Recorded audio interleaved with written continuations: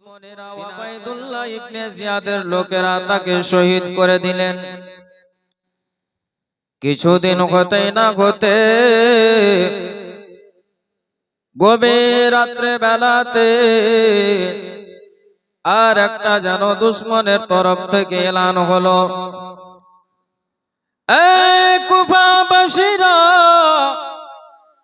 কান খুলে শুনে নাও, জেনে রেখে দাও, হযরতে ইমামে মুসলিমের সঙ্গে দুইটা সন্তান, দুইটা ছোট্ট ছোট্ট বাচ্চা এই কুফা শহরে এসেছে। তারা যদি তাদেরকে কেউ বাড়ির মধ্যে আশ্রয় দাও, জায়গা দাও, তাহলে তাদের গর্দন। সুবহানাল্লাহ, नारे तकबीर, नारे रिसालत, मसलाके आला हजरत जिंदाबाद। একজন চাচি আমার 500 টাকা দিয়েছে, সুবহানাল্লাহ। মাওলা জি আশাই দিয়েছে, এই দানের বিনিময়ে তার মনের বাসনাগুলো তুমি পূর্ণ করে দাও। আমিন বলেন। বিরাদর মুসলমান, বলতেছিলাম রাত্রে বেলা এলান হলো, যারা ইমামে মুসলিমের দুই সন্তানকে বাড়ির মধ্যে জায়গা দিবে, যারা তাদেরকে খাওয়া দাওয়ার ব্যবস্থা করে দিবে, তাদেরকে তাদের বাচ্চাদেরকে জীবন থেকে মেরে দেওয়া হবে এবং তাদেরকে মেরে দেওয়া বাড়ির মধ্যে তাদেরকে লটকে দেওয়া হবে। এই এলানখানা জানো ওবাইদুল্লাহ ইবনে জিয়াদের এক কুত্তা এলান করলো। আল্লাহু আকবার কবীরা। ওই সমাতে হযরতে কাজী শরীফ রাদিয়াল্লাহু তাআলা আনহুর বাড়িতে ইমামে মুসলিমের দুই সন্তান ছিলেন। এদিকে কাজী শরীফ এই এলান শুনে তার যেন অন্তরটা ফেটে গেল, বুকটা যেন কেঁপে উঠল। আল্লাহ, কয়েকদিন হলো ইমামে মুসলিম যে কত আশা নিয়ে কুফা শহরে এসেছিলেন, তেনাকে ধোঁকা দিয়ে কতল করা হলো। এখন বর্তমানে আমার বাড়ির মধ্যে ইমামে মুসলিমের দুই সন্তান আছে। আল্লাহ এদেরকেও যদি মেরে দেয়, আমি কাল হাসরের ময়দানে কি মুখ দেখাবো? হযরতে কাজী শরীফ তার বড় বেটাকে ডাক দেয়, বেটা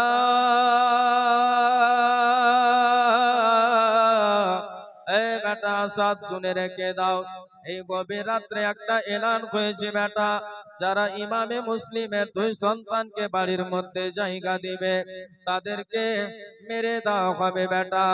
এই বেটা, আমি শুনেছি আজকে রাত্রি বেলায় কুফা শহর থেকে একটা কাফেলা মদিনা যাওয়ার জন্য রওনা দিবে বেটা, যদি কোন রকম করে যদি ইমামে মুসলিমের দুই সন্তানকে ওই কাফেলাদের সঙ্গে করে দিতে পারো বেটা, কাফেলাদের সঙ্গে গিয়ে তাদের জীবনটা বেঁচে যাবে। একবার জোরে বলেন না সুবহানাল্লাহ। হযরত ইমামে মুসলিম রাদিয়াল্লাহু তাআলা আনহুর সন্তান কাজী শরীফ বাড়িতে আছেন। এখনো তিনারা জানেন না যে তার আব্বাজান দুনিয়া ছেড়ে চলে গিয়েছে, তিনাকে শহীদ করে দেওয়া হয়েছে। এখনো তিনারা জানেন না। এই সমাতে গভীর রাত্রি কাজী শরীফ দুই সন্তানকে যেন ঘুম থেকে উঠালেন।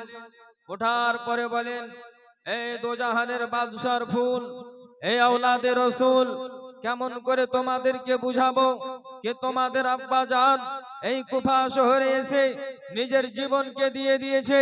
কেমন করে বেটা তোমাদেরকে বুঝাবো? সুবহানাল্লাহ, নারে তাকবীর, নারে রিসালাত। আর একজন মা আমার 505 টাকা দিয়েছে, মাওলা, মাওলা জি আশাই দিয়েছে, তার মনের বাসনা তুমি পূর্ণ করে দাও। বন্ধুগণ মুসলমান, বাবা জীবন ভাই আমার, হযরতে কাজী শরীফ রাদিয়াল্লাহু তাআলা আনহু জানো দুই সন্তানকে ঘুম থেকে উঠালেন। বলে, বাবা কি বলবো দুঃখের কথা, কেমন করে বলবো, কেমন করে তোমাদেরকে বুঝাবো? হযরতে কাজী শরীফ দুই সন্তানের মাথায় যেন হাত বোলায়, একবার চুমা খায়, একবার যেন আদর করে। সুবহানাল্লাহ। তামরুলের আম্মা 1000 টাকা দিয়েছে। মাওলা, মাওলা জি আশাই দিয়েছে, তার মনের বাসনা তুমি পূর্ণ করে দাও। আমিন আমিন সুম্মা আমিন। সকলের দান কবুল করো রব্বুল আলামিন। বন্ধুগণ, মুসলমান বলতেছিলাম, হযরতে কাজী শরী দুই সন্তানের মাথায় যেন হাত বোলায় এবং বলে, বেটা আর তোমাদের এই জায়গাতে থাকা হবে না, আর তোমাদের থাকা যাবে না, কারণ তোমাদের পিছনে দুশমন লেগে গিয়েছে, যেমন করে হোক তোমাদেরকে শহর ছাড়তে হবে।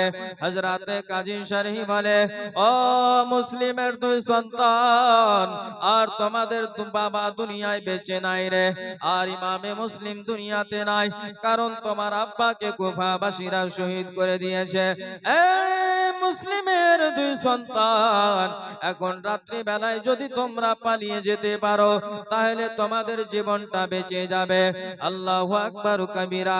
হযরতে ইমামে মুসলিমের দুই সন্তানকে যেন আসাদ সঙ্গে নিয়ে ওই কুফার বাইরে, কাদসিয়া যাওয়ার রাস্তাতে, কুফা শহরের বাইরে যেন হযরতে আসাদ ইমামে মুসলিমের দুই সন্তানকে রেখে বুঝিয়ে দিলেন, ওই দেখো ওই কাফেলা যাচ্ছে দূরে, ওই ধুলা বালি যেন উঠতে দেখতে পাওয়া যায়।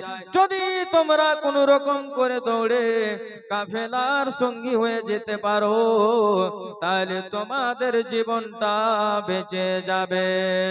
আল্লাহুম্মা সাল্লি আলা সাইয়্যিদিনা মাওলানা মুহাম্মদ ওয়া আলা আলি সাইয়্যিদিনা আলা সুবহানাল্লাহ। একজন মা আমার 500 টাকা দিয়েছে।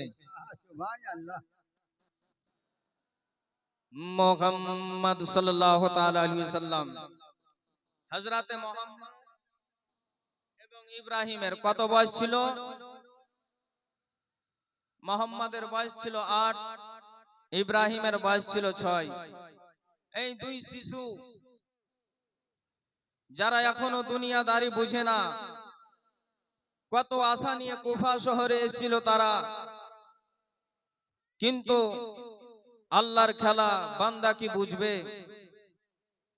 তাদের নসিবে ছিল না দুনিয়াতে তাদের আর দানা লেখা নয়, তাদেরকে দুনিয়া ছেড়ে চলে যেতে হবে। আসাদ তো রাস্তা দেখিয়ে দিলে, যাও সোজা রাস্তা, ধুলা দেখতে পাওয়া যায়, বালি উড়ছে দেখতে পাওয়া যায়। যদি তোমরা কোন রকম করে ওই কাফেলার সঙ্গী হয়ে যেতে পারো, তাহলে তোমরা মদিনায় পৌঁছে যাবে, তোমাদের জীবনটা বেঁচে যাবে। কিন্তু বেরাদার,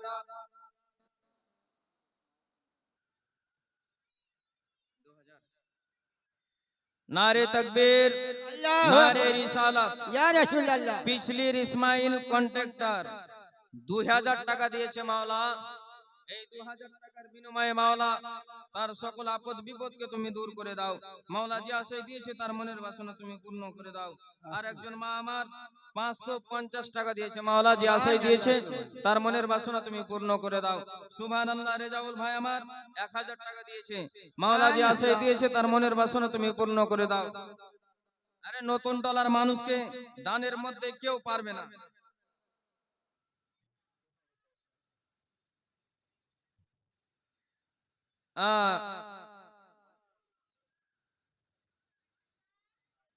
ইসমাইল ভাই আমার, আপনি যেখানে আছেন দয়া করে একটু সামনে আসেন। ভাইরে,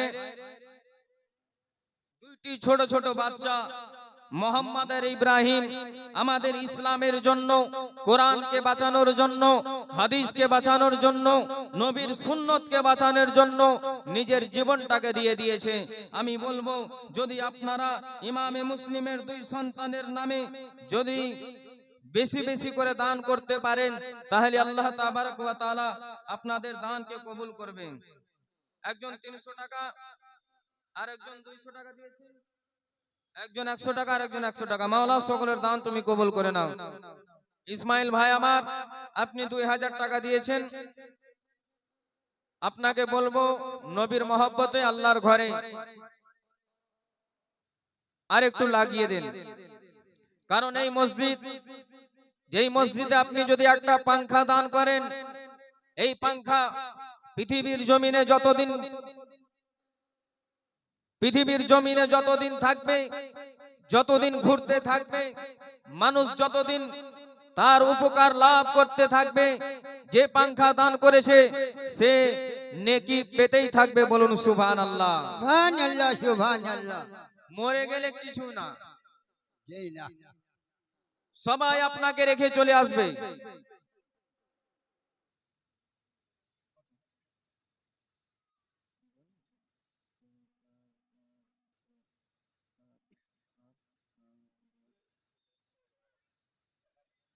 ভাই আমার একটু লাগিয়ে দেন। সুবহানাল্লাহ। আর আপনি 2100 টাকা দেন মসজিদের জন্য, আমাদের মসজিদে অনেক কাজ বাকি আছে। নারে তাকবীর, আল্লাহু আকবার। নারে রিসালাত, ইয়া রাসূলুল্লাহ। মাসলাকে আলা হযরত, জিন্দাবাদ। যোগ্য মায়ের যোগ্য বেটা জনাব ইসমাইল শেখ এর আগে 2000 টাকা দিয়েছে, আবার 2100 টাকা দিবে বলে ওয়াদা করেছে। মাওলা যে আশায় দিয়েছে মাওলা তার মনের বাসনা তুমি পূর্ণ করে দাও। মাওলা তার খানদানের মধ্যে যদি কেউ কবরের মধ্যে শুয়ে আছে, মাওলা এই দানের বিনিময়ে তার কবরকে নূর আলা নূর করে দাও। মাওলা তাদের সকলকে তুমি জান্নাতি বানিয়ে দাও। আমিন আমিন সুম্মা আমিন। সকলের দান কবুল করো রব্বুল আলামিন। আমার মসজিদ কমিটির প্রতি বলবো, তোমরা একটা খাতা নিয়ে স্টেজের কাছে আসো, কেন নাম লিখতে হবে এই জন্য বলছি। সুবহানাল্লাহ। আরো কিন্তু 200 টাকা দিয়েছে। এবং সেনাউল ভাইয়ের স্ত্রী মাওলা স্বামীকে মহব্বত করে 1000 টাকা দিয়েছে। আহা সুবহানাল্লাহ। মাওলা তুমি অন্তর জানো মাওলা, একবার সকলে দোয়া করেন আল্লাহুম্মা আমিন। মাওলা আজকে তোমার বান্দা বান্দিরা দান করেছে মাওলা, মাওলা তাদের মধ্যে কেউ স্বামীর জন্য দিয়েছে, বাবার জন্য দিয়েছে মাওলা, কেউ মায়ের জন্য দান করেছে মাওলা, কেউ আত্মীয় স্বজন পাড়া প্রতিবেশীর জন্য দিয়েছে মাওলা। সকলের দানকে কবুল করে মাওলা, যারা কবরের মধ্যে আযাবের মধ্যে রয়েছে এই দানের বিনিময়ে মাওলা সকলের কবরে আযাবকে তুমি বন্ধ করে দাও। এ খালিক এ মালিক সকলকে তুমি জান্নাতি বানিয়ে দাও। আমিন আমিন সুম্মা আমিন। সকলের দান কবুল করো রব্বুল আলামিন। আরেকজন 50 টাকা দিয়েছে মাওলা। সুবহানাল্লাহ। নারে তাকবীর, আল্লাহু নারে আকবার। রিসালাত। জাহিরুল নিজের বাবার জন্য 1000 টাকা দিয়েছে মাওলা, এই 1000 টাকার বিনিময়ে তার বাবাকে তুমি জান্নাতি বানিয়ে দাও। আজাদের মেয়ে নিজের বাবার জন্য 300 টাকা দিয়েছে মাওলা, এই দানের বিনিময়ে তার বাবাকে তুমি জান্নাতি বানিয়ে দাও। বাবারা, ভাইরা, মায়েরা, ওই দুই শিশু যারা দুনিয়া বুঝে না, দুশ্মনী বুঝে না, কষ্ট বুঝে না, তারা ইসলামের জন্য, কোরআনকে বাঁচানোর জন্য নিজের গর্দনকে দিয়ে দিয়েছে। তাদেরই জন্য, তাদের নামে, তাদেরকে মহব্বত করে, ইমামে মুসলিমকে মহব্বত করে, মা বোনেরা, বাবারা, আপনারা দেখি কে আছে ভাইদের মধ্যে 5 জন 2100 টাকা করে দান দিবে। বেশি নয় মা। সুবহানাল্লাহ। আমার দাদি 500 টাকা দিয়েছে মাওলা, যে আশায় দিয়েছে।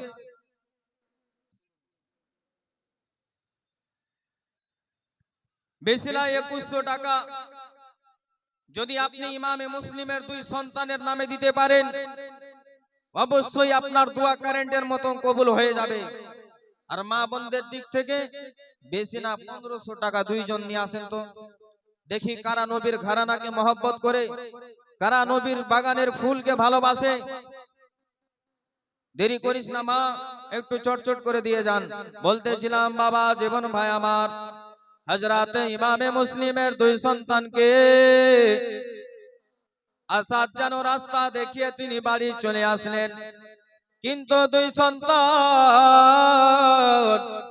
যারা দুনিয়া বুঝে না, দুশ্মনী কাকে বলে বুঝে না, তারা একটু যাওয়ার পরে যেন রাস্তা ভুলে যায়। ওইদিকে ওবাইদুল্লাহ ইবনে জিয়াদের সিআইডি ছাড়া ছিল, ওই সিআইডিরা ইমামে মুসলিমের দুই সন্তানকে ধরে যেন জেলের মধ্যে বন্দী করে দেয়। বন্ধুগণ মুসলমান, হযরতে ইমামে মুসলিমের দুই সন্তান শুধুমাত্র যেন কান্দন করে, শুধুমাত্র চোখের পানি ফেলে। ওইদিকে জেলের দারোগা, যে নবীর পাগল ছিল, যে আলী আওলাদে রাসূলকে মহব্বত করত, যারা ইমামে মুসলিমকে মহব্বত করত, ওই তার নাম ছিল মাসকুর দারোগা। হযরতে মাসকুর দারোগা বলে, ওগো ইমামে মুসলিমের দুই সন্তানরা, তোমরা চিন্তা করো না, চিন্তা করো না, যতক্ষণ পর্যন্ত আমার শরীরের মধ্যে, যতক্ষণ পর্যন্ত আমার বডির মধ্যে জান থাকবে, আমি জীবন দিব তোমাদেরকে, তোমাদের নিজের জীবনটা বাঁচিয়ে দিব। আল্লাহু আকবার কবীরা। হযরতে মাসকুর দারোগা জানো ইমামে মুসলিমের দুই সন্তানকে জেলের তালা ভেঙে তাদেরকে যেন ছেড়ে দিলেন এবং হাতের মধ্যে একটা আংটি দিয়ে দিলেন। বললেন, ওগো ইমামে মুসলিমের দুই সন্তান, ওগো নবীর ঘরানারা, শুনে নাও, এই আংটিটা তোমাদের কাছে রাখবে। আর ওই কাদসিয়ায় যাওয়ার পরে ওই একজন কোতওয়াল নামে একজন ব্যক্তি থাকবে, যখনই তুমি এই আংটিটা তাকে দেখাবে, সে হলো আমার ভাই। যখনই তুমি আংটিটা দিয়ে দিবে, সমস্ত কথা তোমরা খুলে বলে দিবে, ওই আমার ভাই তোমাদেরকে মদিনা শরীফে পৌঁছে দিবে। একটু জোরে বলেন সুবহানাল্লাহ। সুবহানাল্লাহ। কিন্তু নসিবে নাই।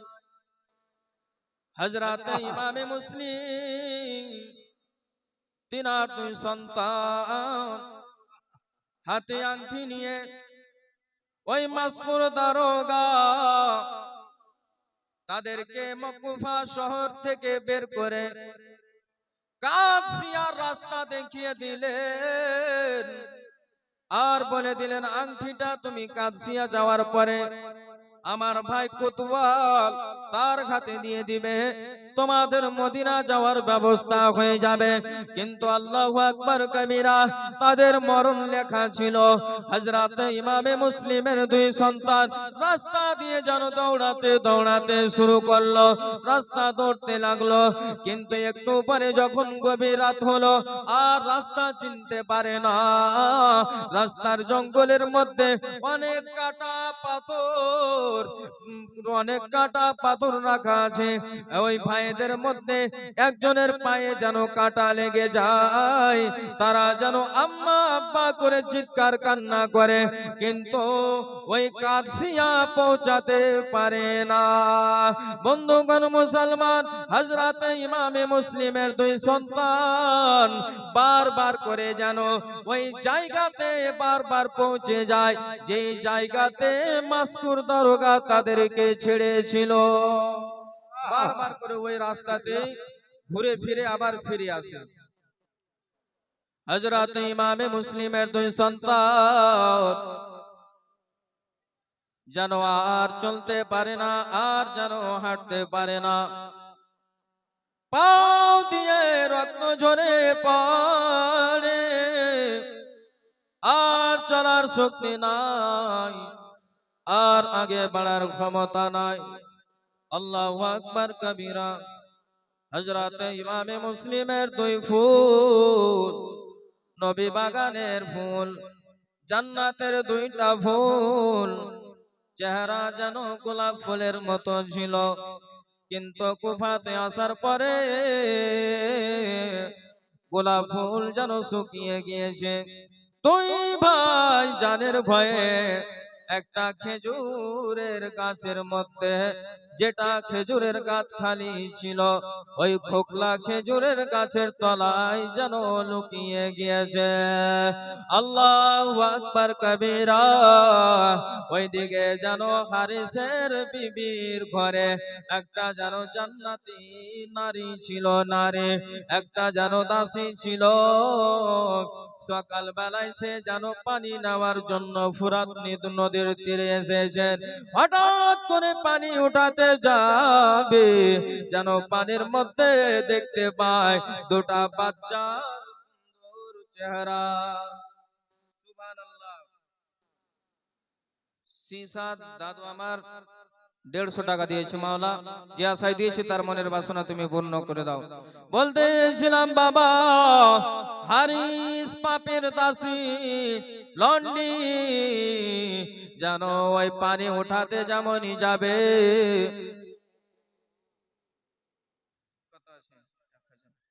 নারে তাকবীর, আল্লাহু আকবার। নারে রিসালাত। ইয়া রাসূলুল্লাহ।